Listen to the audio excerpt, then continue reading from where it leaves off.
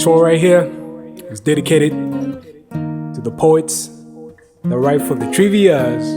We write small things, but we talk big things. Selected and well-fixed content and context aren't the ultimate breeding ground for some of the great pieces some of the world's great poets have had to pull off their chest. Many are the minds that took a leap into some of the wildest uncertainties, allowing words to find them instead. When every stroke of ink felt like a step into the unknowns that later grew into familiarities, orchestrating the most compelling of messages. Sometimes, just sometimes, never painfully think it out. Draw down the blueprint or seek to follow a structure or makeup to lay out your line of topic. Be wildly spontaneous and let your words fall into the building blocks of diverse thought patterns in some kind of inadvertent fashion, because many are the times when the spark of a poem does not find room in the title you stump to its face, but in the thrill of the wonder that fills the void of not knowing where every sentence leads you. When you write your soul into life, egged on by a song, a memory, or a particular redolence that reopens wounds, or the surge of emotions felt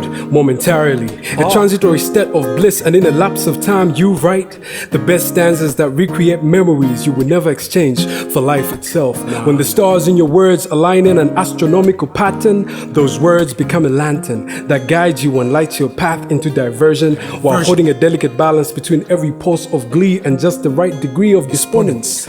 I can attest to the fact that I've told some of the best stories as felt in every immediate experience, when the time was right, when the day was just the perfect one, and when everything that surrounded it was complementary in every sort of way you could possibly imagine. Imagine you telling the story by living it all over again, or simply telling it as you live it, at least in retrospect, but away from your ability to write, detached from some sort of pre-established structure or pattern, the build-up of your thoughts, and realize that to a lesser degree, you could do the same for the life we live under the thick fog of uncertainty, and tomorrow is expected but not promised. However, let it be outrightly noted that this is not some kind of attenuation of plans, aspirations, and goals, but it is rather a leap of faith that transcends a fear of the unfamiliar, the novelty, the allure of the unprecedented.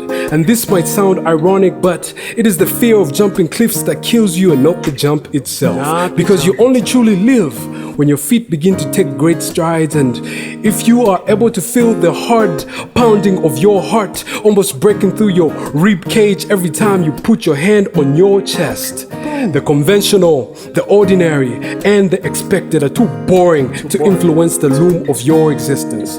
Precaution is a necessity, not a deterrent. Be free-spirited, break out of the hard shell of conformity and complacency, and for the first time, breathe. Breathe. Oh yes. Breathe. Breathe. Breathe. Breathe. Breathe.